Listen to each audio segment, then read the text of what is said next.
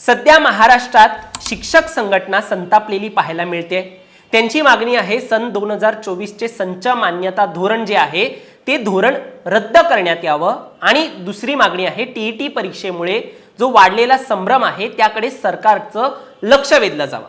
आता या दोन मागण्या नेमक्या काय आहेत, मागण्या पूर्ण करण्यासाठी जे आंदोलन शिक्षकांनी उभं केलंय ते दडपवण्यासाठी सरकारने काय भूमिका घेतली आहे हे सगळं काही आपण या व्हिडिओच्या माध्यमातून जाणून घेऊया। दरम्यान तुम्ही चॅनलवर नवीन आलाय तर लगेच सबस्क्राइब करा प्राईम टाइम महाराष्ट्राला, कारण अशी घडामोडी जे आहेत, अपडेट्स जे आहेत, सातत्याने महाराष्ट्रामध्ये जे जे आंदोलन घडतात त्याचे अपडेट्स आहेत ते आम्ही तुमच्यापर्यंत आणत असतो। दरम्यान आता आपल्या या विषयाला सुरुवात करूया। माझं नाव ओमकार साळवी। तर मंडळी, राज्यातील सर्व सरकारी आणि खासगी अनुदानित 80,000 ज्या शाळा आहेत, आज त्यांनी 5 डिसेंबरला म्हणजे शुक्रवारी शाळा बंद ठेवण्याचं आवाहन केलं। यामध्ये शिक्षक संघटनांनी एक महत्त्वाची भूमिका निभावली। शिक्षकांनी हे जे आंदोलन आज केलंय त्यात 2024 चे संच मान्यता धोरण जे आहे ते यामध्ये एक महत्त्वाचं कारण असल्याचं म्हटलं जातं। या नवीन संच मान्यतेमुळे हजारो शाळांवरील शिक्षकांची पदे जी आहेत ती कमी केली जाऊ शकतात असं एक म्हटलं जातं आणि शिक्षक संघटनेचा दावा आहे जर असं झालं तर संच मान्यता निकषांनुसार राज्यातील हजारो शाळांमध्ये केवळ 1 किंवा 2च शिक्षक नियुक्त होतील, ज्यामुळे विद्यार्थ्यांचे शैक्षणिक नुकसान होईल आणि शिक्षकांची नोकरी धोक्यात येईल।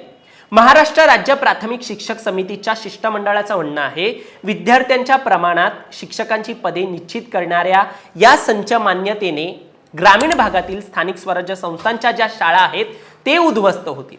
20 पेक्षा कमी पटसंख्या असणाऱ्या उच्च प्राथमिक शाळेतील वर्गाला एकही शिक्षक मिळणार नाही असं देखील त्यांना वाटतंय।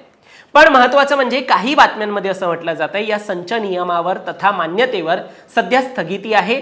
या विषयावर शिक्षकांकडून सूचना आल्यास शासन निश्चितपणे यावर विचार करणार आहे। मात्र जी दुसरी अट आहे टीईटी परीक्षेची ती कायम असेल। 1 सप्टेंबर 2025 रोजी सर्वोच्च न्यायालयाने शिक्षकांना टीईटी परीक्षा उत्तीर्ण होणं अनिवार्य करण्याचा निर्णय जाहीर केला होता। फक्त ही परीक्षा वर्षातून 2दा होईल असं आता शासन ठरवतंय। आता हा जो टीईटी परीक्षेचा नियम आहे तो देखील नकोय असं शिक्षकांचं मत आहे। 2013 वर्षाच्या पूर्वी जे शिक्षक होते, जे शिक्षक अजूनही नोकरी करतायत, 2013 वर्षांपूर्वीचे जे जॉईन झालेले शिक्षक आहेत त्यांना टीईटी बंधनकारक करणे हे पूर्णपणे चुकीचं आहे आणि अन्यायकारक आहे अशी प्रतिक्रिया काही संघटनांनी शिक्षकांनी दिलेली आहे। 2 वर्षात टीईटी उत्तीर्ण न झाल्यास सक्तीने सेवानिवृत्त केलं जाणार असल्याने शिक्षक यामुळे खूप संतापलेले आहेत, कारण त्यांना सेवानिवृत्त करण्यात येऊ शकतं। या सगळ्यामुळेच संतापलेल्या प्राथमिक व माध्यमिक शिक्षकांनी आज राज्यव्यापी बंदची हाक दिली।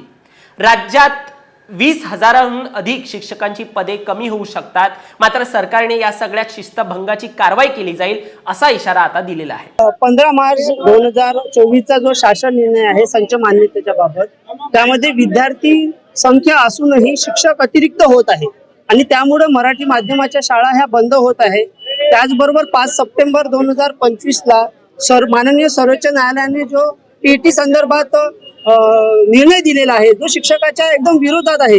जे शिक्षक आज 25-30 वर्षापासून अध्यापनाचं कार्य करत आहेत, आत्मीयतेने करत आहे, त्यांना सुद्धा टीईटी परीक्षा ही लागू केलेली आहे। शिक्षक हा परीक्षेला घाबरत नाही, परंतु परीक्षेच्या मुळे जो शिक्षकाला मानसिक धक्का बसलेला आहे त्यामुळे शिक्षकाचं खच्चीकरण, त्याचबरोबर मराठी शाळा बंद पडण्याचं हे जे षडयंत्र शासनाने लावलेलं आहे त्याबद्दल महाराष्ट्र राज्य शिक्षक संघटना या सर्वांनी मिळून आज 5 सप्टेंबर 2025 रोजी राज्यव्यापी शाळा बंद आंदोलन, सामूहिक रजा आंदोलन पुकारलेलं आहे। महाराष्ट्र राज्य शिक्षण संचालनालयाने 5 डिसेंबर आणि पुढे जर आंदोलन होत असेल, म्हणजे आजचं आंदोलन आणि जर तुम्ही पुढे आंदोलन करताय तर त्या दिवसाचे वेतन कपात केलं जाईल असं म्हटलंय।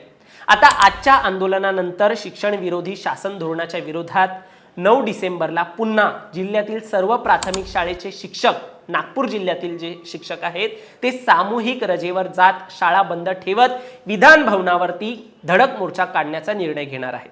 हा निर्णय नागपूर जिल्हा प्राथमिक शिक्षक समन्वय समितीच्या माध्यमातून घेण्यात जो आहे तो आलेला आहे।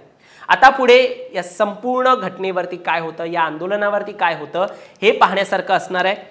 दरम्यान तुम्ही चॅनलवर नवीन आलाय तर लगेच सबस्क्राईब करा प्राईम टाइम महाराष्ट्राला, कारण यापुढची जी अपडेट्स आहे ती देखील आम्ही तुमच्यापर्यंत पोहोचवणार आहोत. धन्यवाद.